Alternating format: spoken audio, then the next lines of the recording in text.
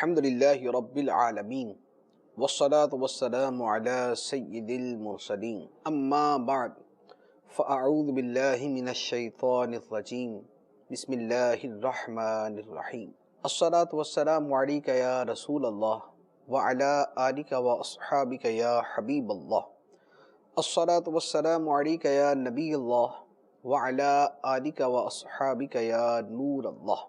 فیضان قرآن کے سلسلے میں حاضر ہیں اور آج سورۃ الاحزاب کی آیت نمبر 51 سے قرآن پاک کا درس سنیں گے۔ اس سے پچھلی آیات میں نبی کریم صلی اللہ تعالیٰ علیہ وآلہ وسلم کی نکاح کے معاملے میں کچھ مخصوص فضیلتوں کا بیان تھا۔ یہاں پر جو ابھی آیت تلاوت کریں گے اس میں بھی نبی پاک صلی اللہ تعالیٰ علیہ وآلہ وسلم کو اللہ تعالیٰ نے جو مزید اختیار عطا فرمائے ان کا بیان ہے۔ ارشاد ہوتا ہے بسم اللہ الرحمن الرحیم ترجی من تشاء منہن وتؤوی الیک من تشاء ومن ابتغیت ممن عزلت فلا جناح علیک ذلک ادنی ان تقر اعینہن ولا یحزن ویرضین بما آتیتہن کلہن واللہ یعلم ما فی قلوبکم وکان اللہ علیما حلیما۔ ان بیویوں میں سے اے نبی جسے چاہو تم پیچھے ہٹاؤ اور ان میں سے جسے چاہو اپنے پاس جگہ دو، اور جنہیں تم نے علیحدہ کر دیا تھا ان میں سے جسے تمہارا جی چاہے اپنے قریب کر لو، تو اس میں بھی تم پر کچھ گناہ نہیں۔ یہ اختیارات اس بات کے زیادہ نزدیک ہیں کہ ان کی آنکھیں ٹھنڈی ہوں اور وہ غم نہ کریں، اور تم انہیں جو کچھ عطا فرماؤ اس پر وہ سب کی سب راضی رہیں۔ اور اے لوگو، اللہ جانتا ہے جو تم سب کے دلوں میں ہے، اور اللہ علم والا حلم والا ہے۔ اس آیت مبارکہ میں دو باتیں ارشاد فرمائی گئیں۔ پہلی بات تو یہ بتائی گئی کہ نبی کریم صلی اللہ تعالیٰ علیہ وآلہ وسلم کو یہ اختیار ہے کہ اپنی ازواج مطہرات کے درمیان چاہیں تو باریاں مقرر کریں چاہیں تو نہ کریں۔ اصل حکم شرعی یہ ہے کہ اگر کوئی شخص ایک سے زیادہ نکاح کرے، شادیاں کرے، تو دونوں بیویوں کے درمیان برابر برابر وقت دینا فرض ہوتا ہے۔ اگر ایک بیوی کو 2 دن دیے تو دوسری کو بھی 2 دن دینا ضروری ہے۔ اسی طرح اگر ایک کو کوئی شے تحفے میں دی تو دوسری کو بھی وہی شے تحفے میں دے گا۔ دینے کے اندر اور وقت گزارنے کے اندر عدل کرنا ضروری ہے۔ لیکن نبی کریم صلی اللہ تعالیٰ علیہ وآلہ وسلم کو ارشاد فرمایا گیا کہ اے محبوب، اللہ تعالیٰ نے آپ کو یہ اختیار دیا کہ آپ چاہیں تو ایک کو وقت زیادہ عطا فرمائیں اور دوسری کو کم، اور چاہیں تو دوسری کو وقت زیادہ عطا فرما دیں، پہلی کو کم۔ اسی طرح آپ کو یہ اختیار ہے کہ اگر آپ کسی کے ایام کم کر دیں یا ختم کر دیں اور پھر دوبارہ اسے ایام دینا چاہیں، اسے اپنا وقت دینا چاہیں، تو آپ اسے پھر اپنا وقت دے دیں۔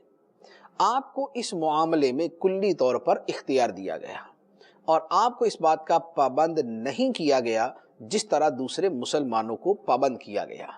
چنانچہ نبی کریم صلی اللہ تعالیٰ علیہ وآلہ وسلم کا یہ اختیار تھا، ورنہ عمومی حکم ساری جو امت کے لیے، مسلمانوں کے لیے، وہ اس سے جدا ہے۔ لیکن نبی کریم صلی اللہ تعالیٰ علیہ وآلہ وسلم نے کبھی اس اختیار کو استعمال نہیں فرمایا۔ یعنی ویسے آپ کو اختیار تھا ایک زوجہ مطہرہ کے پاس زیادہ وقت گزارے، دوسری کے پاس کم وقت گزارے، لیکن نبی پاک صلی اللہ علیہ وآلہ وسلم نے سب کے لیے برابر برابر وقت معین فرمایا ہوا تھا۔ روزانہ سب کے گھروں میں تھوڑی تھوڑی دیر کے لیے تشریف لے جاتے، اور پھر جس کے ہاں رات گزارنے کی باری ہوتی اس کے ہاں آپ رات گزارتے، اور اگر کبھی کسی دوسری کے پاس تشریف لے جانا ہوتا تو آپ جس کی وہ باری کا دن ہوتا اسے اجازت لیتے۔ یہ نبی پاک صلی اللہ تعالیٰ علیہ وآلہ وسلم کا اپنی طرف سے حسن سلوک تھا اور حسن معاملہ اور حسن معاشرت تھی۔ نبی پاک علیہ الصلوۃ والسلام نے خود ارشاد فرمایا ہے کہ تم میں بہترین شخص وہ ہے جو اپنے اہل خانہ کے ساتھ بہترین ہے۔ تم میں بہترین وہ ہے جو اپنے گھر والوں کے ساتھ بہترین ہے، اور میں اپنے گھر والوں کے ساتھ سب سے بہترین ہوں۔ تو گویا نبی پاک علیہ الصلوۃ والسلام نے ہمیں بھی یہ تعلیم ارشاد فرمائی کہ اپنے اہل خانہ کے ساتھ، اپنی بیویوں کے ساتھ بہترین سلوک کرو، اچھا سلوک کرو، نیک سلوک کرو، اعلیٰ سے اعلیٰ سلوک کرو، اور خود اپنا کردار مبارک بھی بیان فرما دیا کہ میں اپنے فیملی کے ساتھ، اپنی ازواج کے ساتھ سب سے اچھا سلوک کرنے والا ہوں۔ ایک بات تو آیت کے اندر یہ ارشاد فرمائی گئی۔ دوسری بات ارشاد فرمائی کہ یہ جتنا کچھ اللہ تعالیٰ نے بیان کیا، اس بیان کرنے کے دو مقاصد ہیں۔ ایک مقصد تو یہ ہے کہ آپ کو ہم نے اختیار دے دیا، لہٰذا اب آپ پر تنگی ہٹ گئی، کیونکہ اختیار ہے، اپنی مرضی کے مطابق کریں۔ پابندی ہے تو تنگی ہے، پابندی تنگی ہی کا نام ہوتا ہے۔ لیکن آپ کو چونکہ ہم نے اختیار دے دیا، وقت دیں نہ دیں، کم دیں زیادہ دیں، تو آپ پر سے تنگی ہٹ گئی۔ یہ اللہ تعالیٰ کی طرف سے آپ پر انعام ہوا۔ ازواج مطہرات کے لیے بھی اس میں آنکھوں کی ٹھنڈک ہے۔ فرمایا کہ ذالک ادنی ان تقر اعینہن ولا یحزن، یہ بات، یہ اختیارات آپ کو دینا، یہ بات اس کے زیادہ قریب ہے کہ ازواج مطہرات کی آنکھیں ٹھنڈی ہوں اور وہ غم نہ کریں، اور وہ سب کی سب اس پر راضی رہیں جو آپ انہیں عطا فرمائیں۔ اب سوال یہ ہے کہ ازواج مطہرات میں تو جب یہ فیصلہ کر دیا گیا کہ چاہیں کسی کو وقت دیں نہ دیں، کم دیں زیادہ دیں، تو ان کی آنکھوں کی ٹھنڈک کہاں سے ہوئی، اور ان کا غم نہ ہونا کہاں سے ہوا، اور وہ سب کی سب راضی رہیں یہ کہاں سے ہوا؟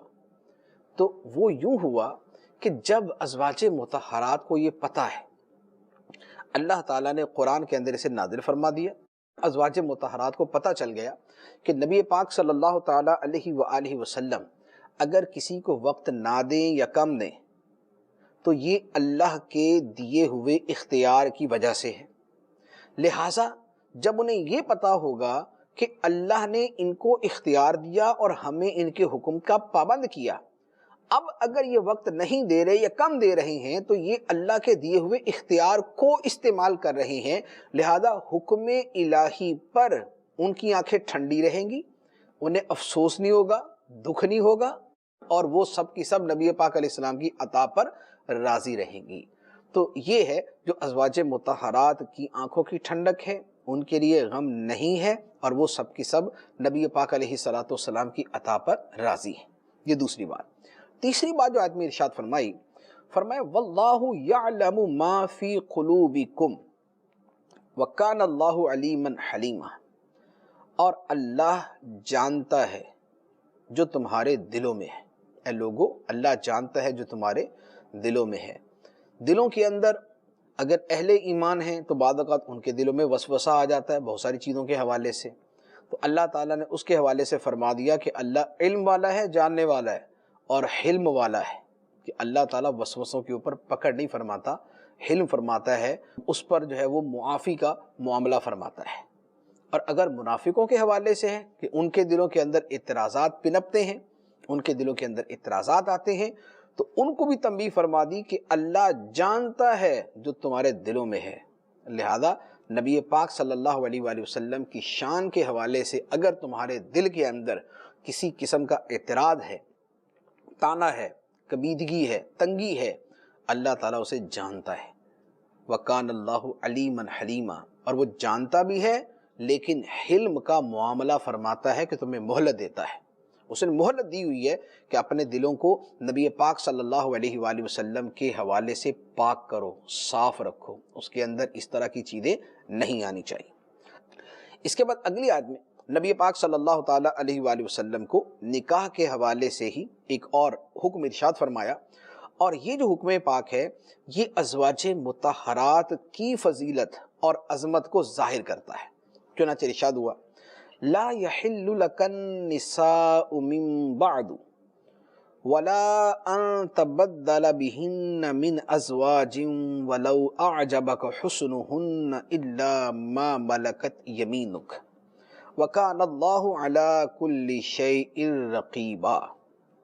ان کے بعد جو ابھی ازواج مطہرات آپ کی خدمت میں ہیں، ان کے بعد مزید عورتیں اے نبی تمہارے لیے حلال نہیں، اور نہ یہ کہ ان کی جگہ اور بیویاں بدل لو اگرچہ تمہیں ان کا حسن پسند آئے، مگر تمہاری کنیزیں جو تمہاری ملکیت میں ہوں، اور اللہ ہر چیز پر نگہبان ہے۔ جو آیت مبارکہ میں فرمایا گیا وہ کیا ہے؟ یہ آیت مبارکہ جس وقت نازل ہوئی، نبی پاک صلی اللہ تعالیٰ علیہ وآلہ وسلم کے نکاح میں اس وقت 9 ازواج مطہرات تھیں، 9 ازواج مطہرات تھیں، اور یہ وہ تھیں کہ جن کو اللہ تعالیٰ نے فرمایا تھا کہ اگر تم چاہتی ہو کہ تمہیں دنیا کا مال ملے تو بتا دو، نبی تمہیں دنیا کا مال دے دیں گے اور چھوڑ دیں گے، اور اگر تم اللہ، اللہ کا رسول اور آخرت چاہتی ہو تو دنیا کی طلب چھوڑ دو۔ جیسا کہ اسی سورہ مبارکہ کے اندر ابھی چند آیتیں پہلے ہم نے اس کے اوپر کلام کیا تھا، 2-3 سلسلے پہلے اس کے اوپر بڑی تفصیلی گفتگو ہوئی تھی۔ ازواج مطہرات کو جب اللہ تعالیٰ نے فرمایا کہ اگر تمہیں اللہ، اللہ کا رسول اور آخرت چاہیے تو دنیا کی طلب کو چھوڑ دو، خرچے میں، اخراجات میں اضافے کا مطالبہ ترک کر دو، جو روکھا پھیکا ملے اس پر گزارا کرو۔ اور ازواج مطہرات نے بالاتفاق دنیا کے مال کا مطالبہ چھوڑ دیا تھا، اللہ، اللہ کے رسول اور آخرت کو اختیار کر لیا تھا۔ تو جنہوں نے قربانی دی، نبی پاک علیہ السلام کی بارگاہ میں ہیں، فتوحات ہو رہی ہیں، مال غنیمت آ رہا ہے، دیگر ذرائع سے بھی مال پیش خدمت ہوتا ہے، لیکن اس کے باوجود انہوں نے طلب دنیا کو مطلقاً چھوڑ دیا، اللہ، اللہ کے رسول کو اختیار کر لیا، تو اب اللہ تعالیٰ نے ان کی فضیلت اور ان کی اس قربانی کی وجہ سے اللہ تعالیٰ نے نبی پاک علیہ السلام سے ارشاد فرمایا کہ اے نبی، یہ جنہوں نے قربانی دی، جنہوں نے دنیا کو ٹھکرا دیا، جنہوں نے دنیا کی طلب بھی اپنے دلوں سے نکال دی، جنہوں نے اللہ، اللہ کے رسول کو اختیار کر لیا، جنہوں نے آخرت کو اختیار کر لیا، اب آپ کو یہ بتایا جاتا ہے کہ اب ان عورتوں کے علاوہ آپ کے لیے دوسری عورتوں سے نکاح کرنا حرام ہے۔ لا یحل لک النساء من بعد، اب ان 9 عورتوں کے بعد آپ کے لیے دوسری عورتوں سے نکاح کرنا حرام، یعنی اب آپ 10واں نکاح نہیں فرمائیں گے، 11واں نکاح نہیں فرمائیں گے۔ ایک نہ تو یوں کریں گے کہ آپ ان کے ہوتے ہوئے کوئی اور نکاح کریں، اور نہ آپ کو اس کی اجازت ہے کہ ان میں سے کسی کو طلاق دے دیں اور کسی اور سے نکاح کر لیں، کہ 9 تک کی اگر اجازت ہے تو ٹھیک ہے، ان میں سے کسی ایک کو فارغ کر دیا اور اس کی جگہ دوسرے سے نکاح کر لیا، عدد وہی رہا، اور ان میں سے کسی کو طلاق بھی دے دی۔ اللہ تعالیٰ نے فرمایا دونوں کا اختیار نہیں، نہ آپ کو اب آپ کے لیے یہ حلال ہے کہ اور کسی عورت سے نکاح کریں، نہ آپ کے لیے یہ حلال ہے کہ ان میں سے کسی کو طلاق دے کے کسی دوسری عورت سے نکاح کر لیں، اگرچہ وہ دوسری عورت جو ہے اس کا حسن آپ کو پسند آئے۔ ہاں، جو باندیاں ہیں وہ فرمایا آپ کے لیے حلال ہے، وہ آپ کے لیے حلال ہے، لیکن نیا نکاح کرنا آپ کے لیے جائز نہیں۔ تو یہ ازواج مطہرات کی عظمت ہے کہ اللہ تعالیٰ نے اپنے محبوب علیہ السلام کو کتنے اختیارات دیے تھے، کتنی رخصتیں عطا فرمائی تھیں، کتنے ان کے اوپر کرم نوازیاں فرمائی تھیں، لیکن ازواج مطہرات کی قربانی پر، محبت پر، اللہ اور اللہ کے رسول کو اختیار کرنے پر اللہ تعالیٰ نے اپنے محبوب علیہ السلام کو پابند فرما دیا کہ اب آپ نے ان کے علاوہ کسی اور سے نکاح نہیں کرنا۔ تو یہ نبی پاک صلی اللہ تعالیٰ علیہ وآلہ وسلم کو ایک حکم تھا جو اس آیت مبارکہ میں دیا گیا۔ بعض علماء نے یہ فرمایا ہے، اور حضرت عائشہ اور سیدتنا ام سلمہ رضی اللہ تعالیٰ عنہما سے روایت بھی ہے کہ یہ جو ممانعت تھی، یہ جو حرمت تھی، یہ منسوخ ہو گئی تھی، یعنی پہلے تو نبی پاک علیہ السلام کو یہ فرمایا گیا کہ اب آپ کے لیے حلال نہیں، لیکن بعد میں پھر اس کی رخصت بھی دے دی گئی تھی۔ لیکن نبی پاک علیہ السلام نے ان ازواج مطہرات کے علاوہ بہرحال کسی اور عورت سے نکاح نہیں فرمایا تھا۔ رخصت نہیں تھی تو پھر تو حکم شرعی، پھر تو اللہ کا حکم تھا بطور خاص، لیکن اگر رخصت تھی بھی تب بھی نبی پاک علیہ السلام نے کہ اور نکاح نہیں فرمایا تھا۔ اب اس کے بعد ایک اور بڑا اہم معاملہ ہے اور بہت سارے اس کے اندر پہلو ہیں، اس کا بیان ہے۔ اس میں جو بنیادی نقطہ ہے وہ تو نبی پاک صلی اللہ تعالیٰ علیہ وآلہ وسلم کی تعظیم مبارک ہے۔ اللہ تعالیٰ نے بارگاہ مصطفیٰ صلی اللہ علیہ وآلہ وسلم کے آداب کو بیان فرمایا۔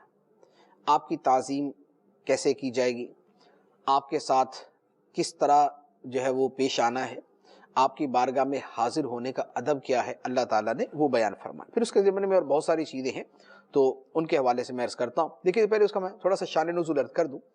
نبی پاک علیہ السلام کا جب حضرت زینب رضی اللہ تعالی عنہ کے ساتھ نکاح ہوا تو آقا کریم صلی اللہ علیہ وآلہ وسلم نے ولیمے کی دعوت عام فرمائی اور لوگ جماعت کی صورت میں آتے، کھانا کھاتے، فارغ ہو کے چلے جاتے۔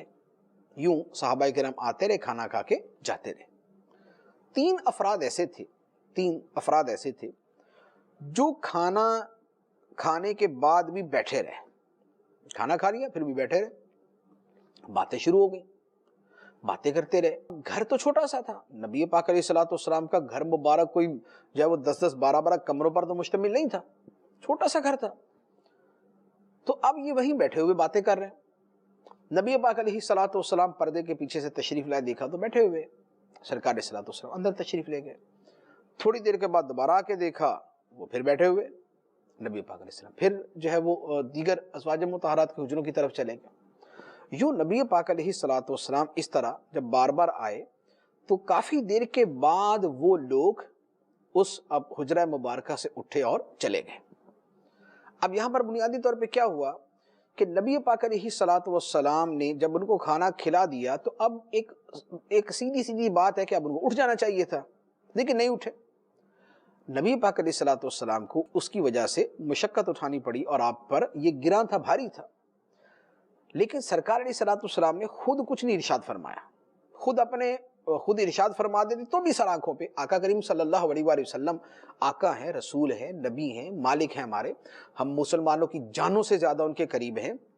اگر سرکار پکڑ کے بھی فرما دے کہ چلو بھی جاؤ، کھانا کھا لیا تو فارغ، تو بھی حرج نہیں تھا۔ نبی پاک صلی اللہ علیہ وآلہ وسلم کے جو امت پر حقوق اور اختیار ہیں وہ اس سے بہت بڑھ کے ہیں، لیکن پیارے آقا صلی اللہ علیہ وآلہ وسلم کا ایک اپنا اخلاق کریمانہ، ایک اپنی آپ کی حیا، لحاظ، مروت، شفقت، حسن تعلق اور رعایت فرمانا، نبی پاک علیہ السلام کے وجود مبارک میں، آپ کے کردار کے اندر یہ شفقت، یہ انسیت، یہ نرمی، رحم دل اتنی زیادہ کہ نبی پاک علیہ السلام نے باوجود اس کے کہ آپ کا تقاضا تھا کہ اٹھ کے چلے جائیں، نبی پاک علیہ السلام نے ایک مرتبہ بھی ان کو یہ نہیں فرمایا کہ اٹھ کے چلے جائیں، حیا فرمائی، لحاظ فرمایا۔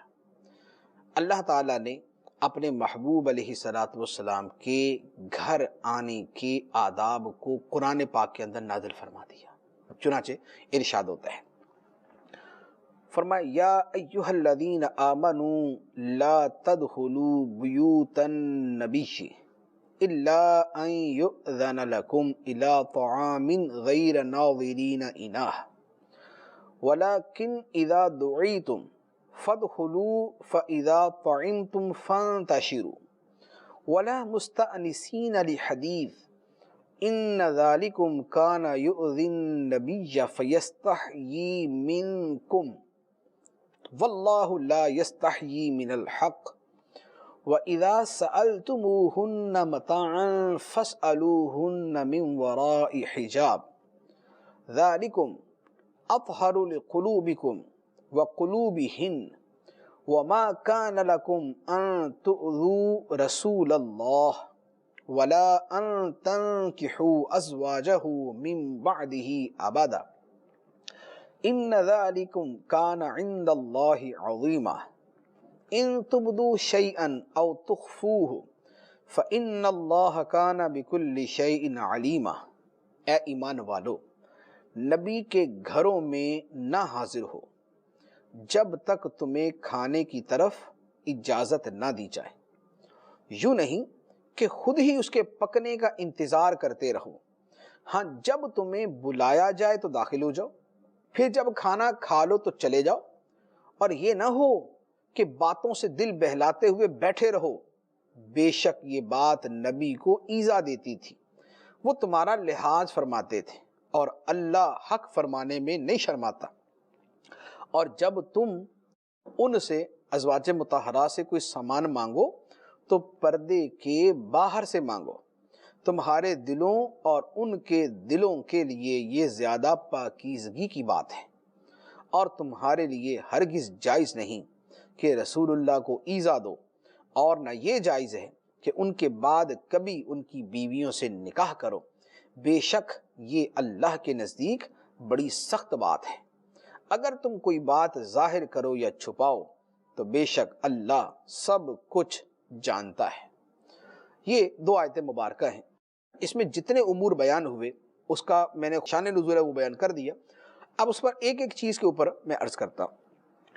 پہلی بات ارشاد فرمائی، اے ایمان والو، نبی کے گھروں میں نہ داخل ہو جب تک کہ تمہیں اجازت نہ ملے، جب تک کہ تمہیں کھانے کی طرف بلایا نہ جائے۔ یہ نہیں ہے کہ دعوت تو ہے 2 گھنٹے بعد اور پہلے سے جا کے بیٹھ جاؤ، فرمایا یہ نہیں کرو، نمبر 1۔ دوسرے نمبر پہ جب بلایا جائے تبھی جاؤ، اور جب کھانا کھا لو تو فوراً باہر نکل آؤ، بیٹھے نہیں رہنا، وہاں بیٹھ کے باتیں نہیں کرتے رہنا، بس کھانا کھایا تو کھانے کے لیے چونکہ بلایا تھا لہذا فارغ، اب واپس، اب چلو۔ اب وہ جو واقعہ تھا جس کے اوپر یہ آیت نازل ہوئی، فرمایا بے شک یہ بات، یہ جو تم بیٹھے رہے، کافی دیر بیٹھے رہے، کھانے کے بعد بھی بیٹھے رہے، فرمایا یہ بات نبی کو تکلیف دیتی ہے، لیکن وہ حیا فرماتے ہیں، انہوں نے تم سے نہیں کہا، لیکن اللہ حق بیان فرمانے سے نہیں شرماتا۔ اللہ یہ فرما رہا ہے کہ نبی کے گھر میں وقت سے پہلے نہیں آؤ، اور کھانا کھاؤ تو کھاتے ساتھ ہی فوراً چلے جاؤ، بیٹھے نہیں رہو، باتیں نہیں کرو وہاں پر۔ پھر اس کے بعد اگلی بات ارشاد فرمائی، اور جب تم ازواج مطہرات سے کوئی چیز مانگو تو پردے کے پیچھے سے مانگو، سامنے آ کے نہیں، پردے کے پیچھے سے۔ تم انہیں نہ دیکھو وہ تمہیں نہ دیکھیں، تم انہیں نہ دیکھو وہ تمہیں نہ دیکھیں۔ مقصد کیا ہے؟ فرمایا مقصد یہ ہے کہ یہ بات تمہارے دلوں کے لیے بھی زیادہ پاکیزگی کا سبب ہے اور ان کے دلوں کے لیے بھی زیادہ پاکیزگی کا سبب ہے۔ نہ تم انہیں دیکھو گے نہ وہ تمہیں دیکھیں گے، تمہارا دل بھی صاف رہے گا، ان کا دل بھی صاف رہے گا، یہ ہے حکمت اس کے اندر۔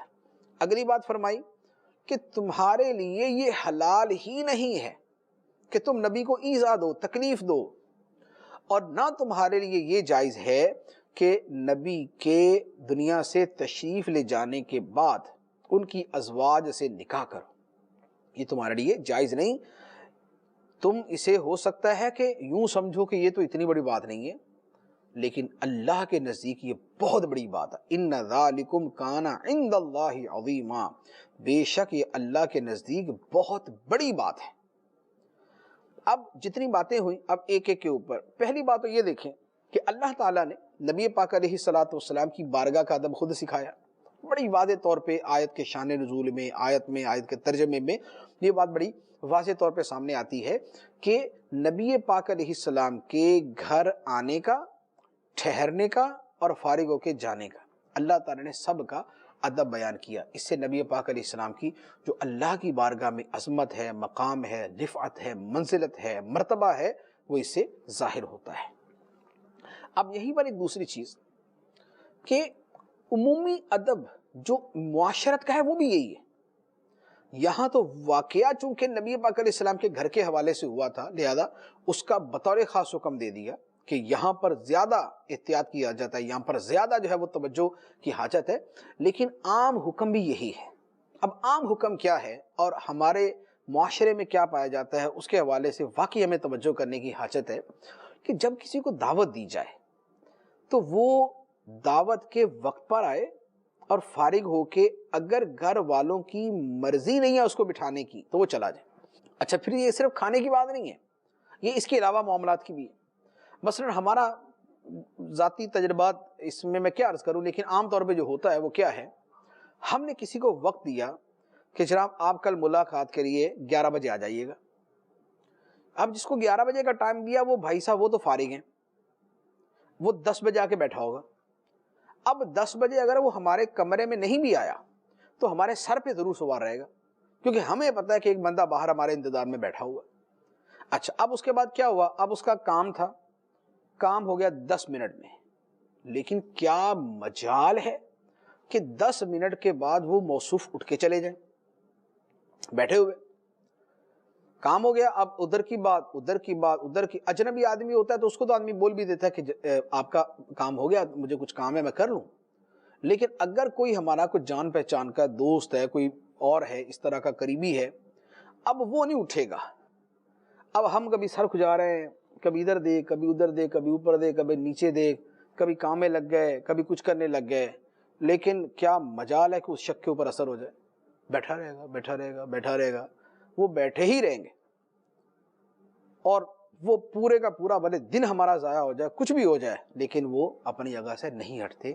اسی طرح گھروں میں آنے والے ایک تعداد ہے، ان کے اندر بھی اس طرح کی چیزیں ہوتی ہیں۔ گھروں میں تو چلے بہت معاشرت کے اوپر بھی اس کا مدار ہے، بعض شہروں میں یا بعض علاقوں میں یا بعض ملکوں میں یہ ہو سکتا ہے کہ بھی آتے ہیں تو گھنٹوں بیٹھے رہتے ہیں، کوئی مسئلہ نہیں، لیکن بعض جگہوں پر ایسا نہیں ہے، وہاں پر آتا ہے آدمی اور وقت پہ اٹھ کے بھی چلا جاتا ہے۔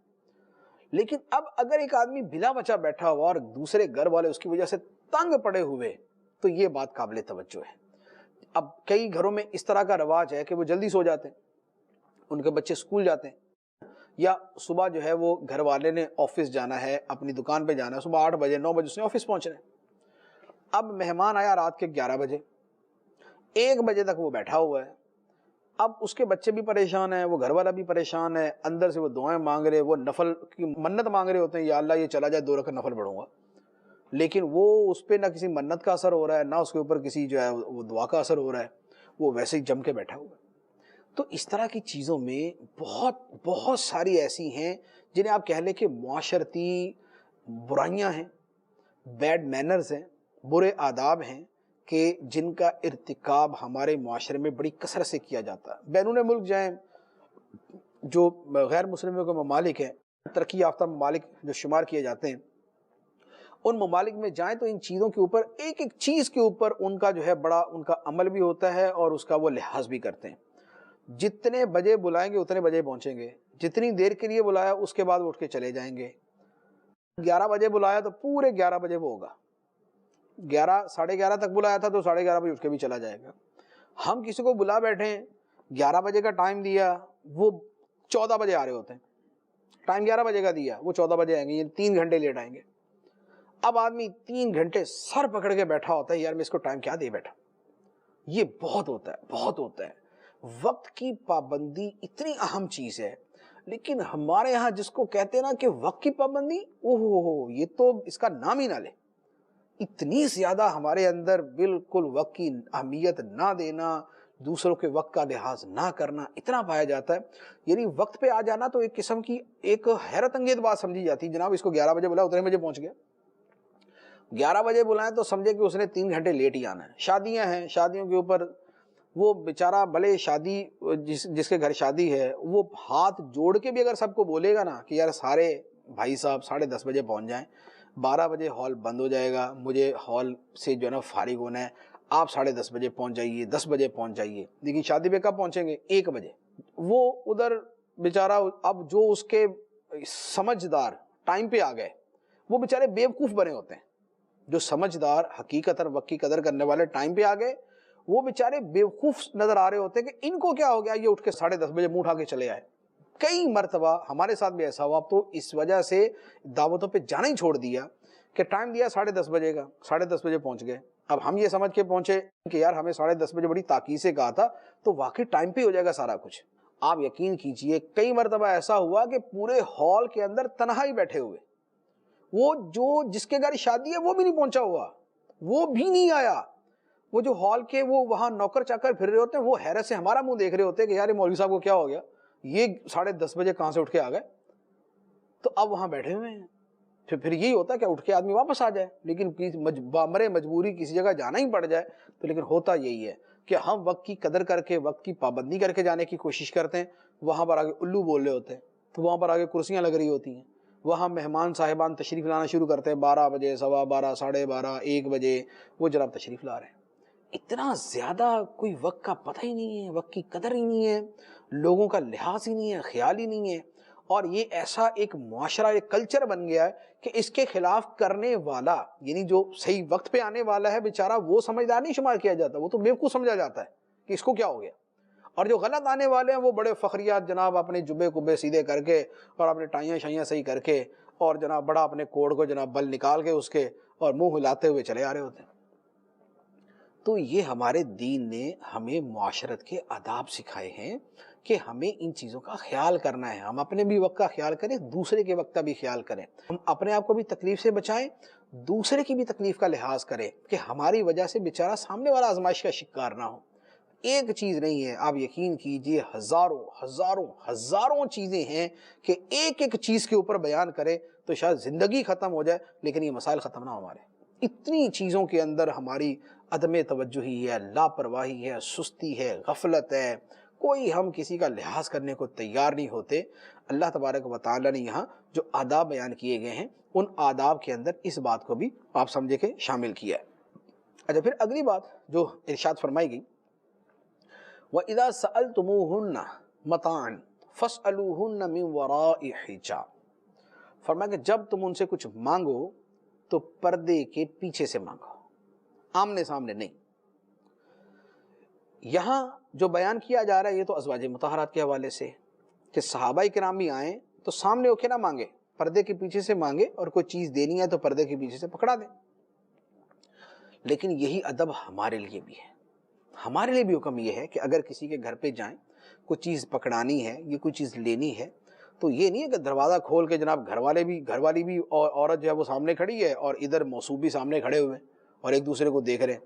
جیسے یہ دودھ بیچنے والے، سبزی بیچنے والے، یہ اس طرح گھروں کے اوپر دن رات آنے جانے والے، حتیٰ کہ جمعدار، یہ سارے کے سارے جناب ایسے منہ اٹھا کے جناب وہ آ جاتے ہیں اور گھر والوں کو بھی شرم حیا پردے کا کوئی لحاظ نہیں ہوتا، کھڑے ہوئے جناب. جب وہ سو کے اٹھ کے آئے ہیں یا جس مردی حالت کے اندر اٹھ کے چلے آئے ہیں، سر پہ دوپٹہ ہے نہیں ہے، ہو بھی تب بھی اس طرح سامنے آنے کی اجازت نہیں ہے. ڈرائیور ہے اس کے سامنے آئے پڑے، وہ مالی ہے پودوں کو پانی دینے والا ہے اس کے سامنے کھڑے ہیں، جمع دار ہے اس کے سامنے کھڑے ہیں، دودھ دینے والا اس کے سامنے برتن لے کے بیٹھے ہوئے ہیں، سبزی والا اس کے سامنے کھڑے ہیں، محلے میں ویسے ہی کو گزر رہا ہے، کچھ جو مردی چیز بیچنے والا ہے اس کو روک کے کھڑے ہو گئے، اس کے ساتھ بات چیت جاری ہے. یہ کون سا دین ہے؟ یہ کون سی معاشرت ہے؟ یہ کس چیز کے اوپر عمل ہو رہا ہے؟ اللہ تعالیٰ تو فرما رہا ہے کہ پردہ پردہ پردہ پردہ. پردے کا یہ حکم، نگاہیں جھکا کے رکھو. مومن مرد اپنی نگاہیں جھکائیں، عورت اپنی نگاہیں جھکائیں. عورت اپنے زینت کے اعضاء کو ظاہر نہ کرے، اپنی زینت کو ظاہر نہ کرے، اس کے پاؤں کے زیور کی آواز نہیں آنی چاہیے، اس کی بات کے اندر جو ہے وہ لوچ پن اور نزاکت نہیں ہونی چاہیے. اجنبی مرد سے بات کرتے ہوئے کوئی بات چیز لینی دینی ہے، پردے کے پیچھے سے لینا دینا کرے. قرآن تو یہ بتا رہا ہے، اس سورہ مبارکہ میں تو یہ فرمایا گیا. تو یہ آخر پھر کدھر سے یہ غیر اسلامی چیزیں اور پردے کی بالکل خلاف چیزیں آ گئیں کہ جو جناب گلی کے اندر جو بیچنے والا ہے ہر ایک سے کھڑے ہو کے باتیں کرنی ہے، گھر کے اندر مزدور کام کر رہا ہے اس سے بھی باتیں کرنی ہے، مکینک آ گیا اس سے بھی باتیں کرنی ہے، پلمبر آ گیا اس سے بھی باتیں کرنی ہے، کوئی ٹوٹیاں صحیح کرنے والا آ گیا اس سے بھی باتیں کرنی ہے. تو یہ تو کوئی اسلامی تعلیم نہیں ہے، اس کا اسلام سے کوئی تعلق نہیں ہے. سیدھا سیدھا قرآن کا حکم ہے کہ اگر کوئی چیز مانگنی ہے تو پردے کے پیچھے سے مانگو.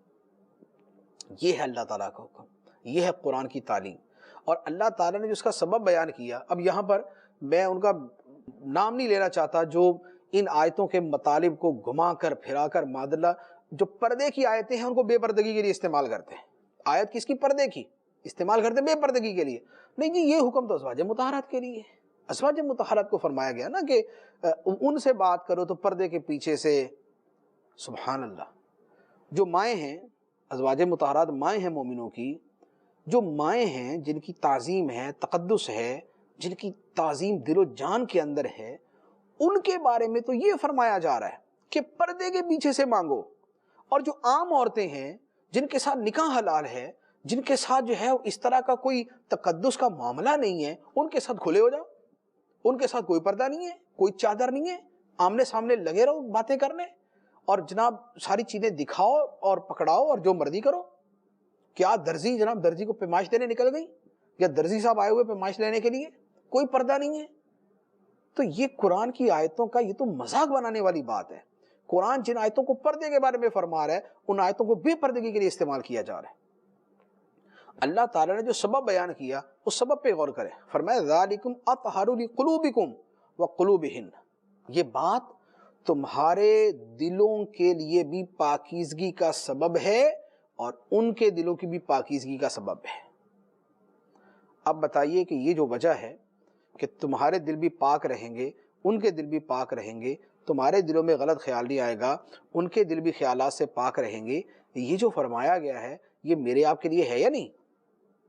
یہ کہ آج کے معاشرے کی عورتوں کے مردوں کے لیے ہوگا یا نہیں ہوگا کہ وہ اگر کسی کے گھر کے دروازے پر جائیں، کوئی کسی سے بات کرنی تھی، ملاقات کرنی تھی، کوئی چیز دینی تھی، لینی تھی، تو آمنے سامنے نہ آئیں، پردے کے پیچھے سے چیز پکڑائیں تاکہ عورت کا دل بھی پاک رہے، مرد کا دل بھی پاک رہے۔ تو یہ جو دل کی پاکی ہے کہ آج نہیں چاہیے؟ کیا عام عورتوں کو نہیں چاہیے؟ کیا عام مردوں کو نہیں چاہیے؟ کیا یہ اس کی ضرورت عام لوگوں اور عام مردوں اور عام عورتوں میں زیادہ ہے یا صحابہ اور ازواج مطہرات میں زیادہ تھی؟ ارے آج زیادہ ہے۔ یہ تو بچہ بھی سمجھ سکتا ہے کہ جو حکم ان کو دیا گیا ہمیں تو اس سے بڑھ کر وہ حکم ہوگا۔ یہ تو دلالت النص ہے سیدھی سیدھی، یہ بھی نہیں ہے کہ آپ دور سے جا کے قیاس کر رہے ہیں، یہ تو دلالت النص ہے کہ جو بات وہاں سمجھ آ رہی ہے بغیر غور و فکر کیے فوراً ہماری عقل میں آنے والی ہے، یہ دلالت النص ہے۔ تو ہمیں اس کی زیادہ حاجت ہے، ورنہ آج نیٹ کی وجہ سے، فلموں کی وجہ سے، ڈراموں کی وجہ سے، بے پردگی کی وجہ سے، ناولز کی وجہ سے، فحش ویب سائٹس کی وجہ سے، موبائل کی وجہ سے، اب تو معاذ اللہ دل و دماغ ایک اکثریت کے ویسے گند سے بھرے پڑے۔ جو عورت گھر سے نکل کے سب کچھ کر رہی ہے وہ بھی بیٹھ کے اندر ڈرامے دیکھ کے آ رہی ہے، اور جو بھائی صاحب باہر سے چیز پکڑانے والے ہیں وہ بھی موبائل استعمال کرنے والے، نیٹ استعمال کرنے والے، فلمیں دیکھنے والے، معاشرے میں پھرنے والے، بازاروں کی بے پردگی کو دیکھنے والے ہیں۔ ان کے دلوں میں کیا تقویٰ بھرا ہوا ہے؟ کیا ان عورتوں کے دلوں کے اندر تقویٰ جاگزی ہے؟ ادھر بھی خیالات جو ہے وہ برے شیطان فوراً پیدا کر دے گا، ادھر بھی شیطان جو ہے وہ خیالات کو جو ہے وہ بھرے ہوئے ہے، یہاں پر بھی وہ ذہن کے اندر پتہ نہیں کیسی کیسی چیزیں بھری ہوئی ہیں، اور جب ان دونوں چیزوں کو جوڑیں تو یہ تو آپ جناب مائنس پلس تاروں کو آپس کے اندر جوڑ رہے ہیں، اور پھر آپ بولے کہ نہیں جناب وہ پردے کا حکم ہمیں تھوڑی ہے، وہ تو ان کو تھا، ہم تو بڑے پاک صاف ہیں، ہمارے دلوں میں خیال نہیں آتا، ان کے دلوں میں خیال نہیں آئے گا عورتوں کے دلوں میں۔ سبحان اللہ۔ قرآن پاک جس کو فرماتا ہے یہ تمہارے دلوں کے لیے پاکیزگی کا سبب ہے، یہ ان کے دلوں کے لیے پاکیزگی کا سبب ہے، ہمیں تو اس کی زیادہ ضرورت ہے۔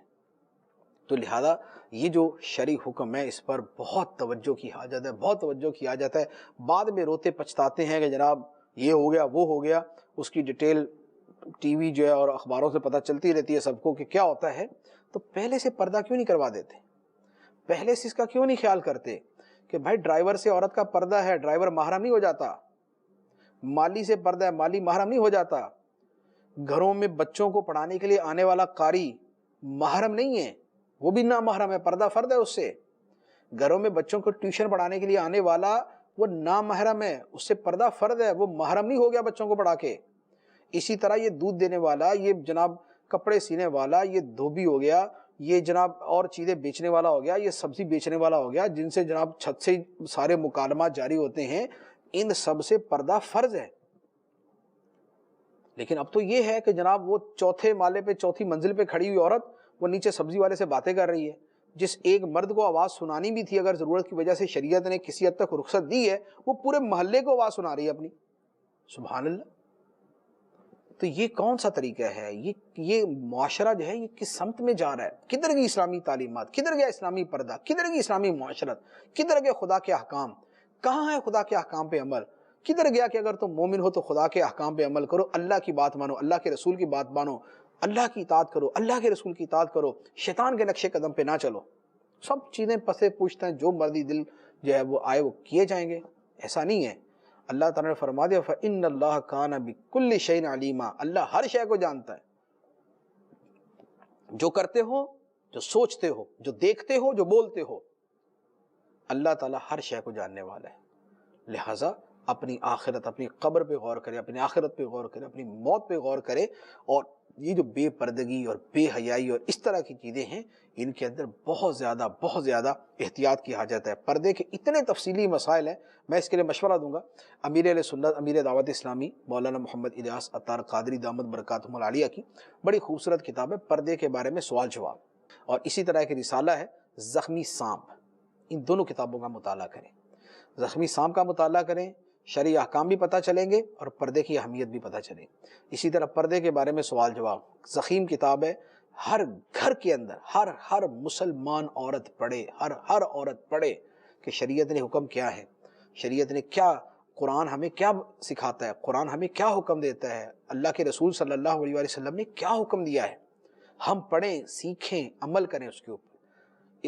اللہ تعالیٰ ہمیں عمل کی توفیق عطا فرمائے۔ ایک دو باتیں مزید ہیں لیکن انشاءاللہ اگلے سلسلے کے اندر بیان کریں گے۔ اللہ تبارک و تعالیٰ ہمیں عقل سلیم عطا فرمائے، قرآن کے، اللہ کے محبوب علیہ السلام کے احکام پر عمل کرنے کی توفیق عطا فرمائے، آمین بجاہ النبی الامین صلی اللہ علیہ وسلم۔